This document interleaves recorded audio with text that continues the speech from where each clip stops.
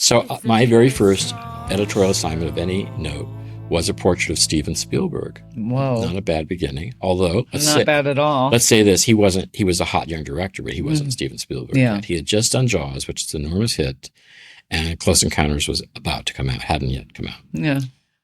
And so that was the beginning, and then they asked me to do more and more, and then next to New York, I met them and more people, and they got to know me. And over the years, I did a lot of covers and a lot of big stories through several different editorships, and back and forth. I worked for Bob as the editor. I worked for Robert Hayes. I worked for Gail Love. I worked for Ingrid Sishi, some really great people. Yeah. That's how it started with Interview. And Interview was really, there weren't that many media outlets for cool photography. It's sad that those magazines are all gone too, Well, Interview still I know, but like a lot of the good ones are gone, like is it Harper's Harper's Bazaar and Vogue are very much alive.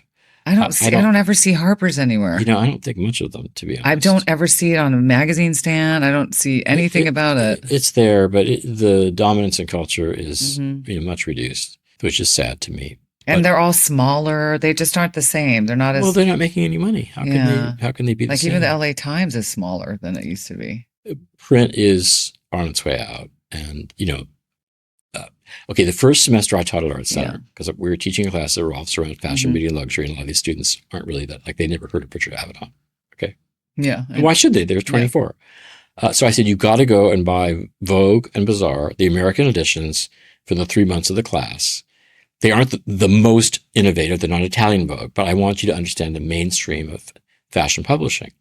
And they came back, this is 12 years ago, and they said, oh, this is so cool. I never bought a magazine before. Isn't that crazy?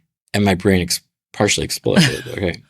But then I had to come to grips with this is a new media generation. It's just different. It's all they look at it online. Like when I see stuff for Vogue, it's usually online. Yeah. So I think we have to accept that the era of print is dead, long live print. Let me explain that statement. Yes, the mainstream titles, the middle of it all, is going to become a completely digital experience or an experiential experience like Vogue World or the Met Gala. These are events that bring that brand of Vogue to young people. Picking up the magazine, not so much. I think that those great legacy titles, this is just my opinion, nobody cares what I think, should completely shutter their print editions as they stand now.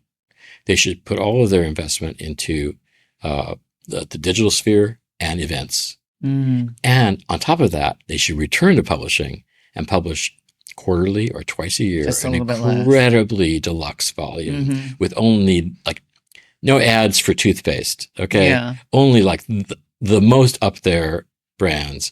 And it should cost $50. Ezra Petronio already does this. Ezra Petronio is one of my favorite fashion creative directors. He has an agency in Paris. He does great work for Saint Laurent, all of them. And he has his own magazine for many years now. It's called Self-Service. I love those beautiful luxury magazines. So beautiful, small production magazines.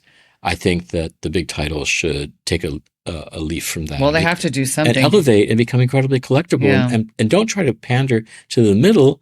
Go for the highest of the high. That's what they always stood for anyway. And let the middle part of your business be an online business, which it already is going that way. So I don't see a lot of life left for the newsstand version of those titles. Could they elevate to something else? I really hope that they do because I love photography. It's the Paris Chong Show.